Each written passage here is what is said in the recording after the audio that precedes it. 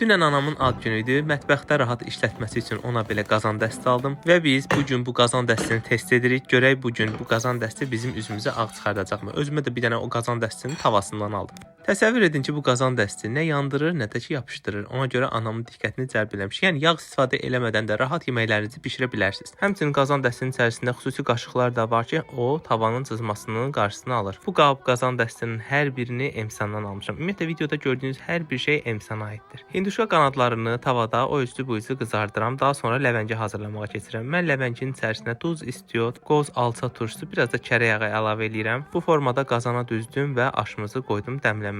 Deməli tavada öncə hinduşkanın qanadlarını o üzü bu üzü belə qəşəng qızartdım. Daha sonra eyni yağın içərisində də kartofları qızartmağa başladım. İndi bunun dadını siz özünüz təsəvvür edin. Yeməklərin yanına çox ləzzətli bir salat hazırladım. Artıq aşımız da dən-dən olub, dəmlənib. Toyuğu qazanın altına düzmüşdüm. Gördüyünüz kimi necə rahatlıqla çıxır. Qəti şəkildə yanma, yapışma söhbəti bu tavalarda ola bilməz. Emsandan təzə stəkan və nəlbəki dəsti də almışdım. Türklər demişkən məncə gözəl bir çay keyfini haqq etdim. Yeməklərin görüntüsünü də sizə bir-bir təqdim etdim. Əgər qazan və yaxud da qablarla maraqlansanız, Emsan mağazalarına yaxınlaşıb əldə edə bilərsiniz.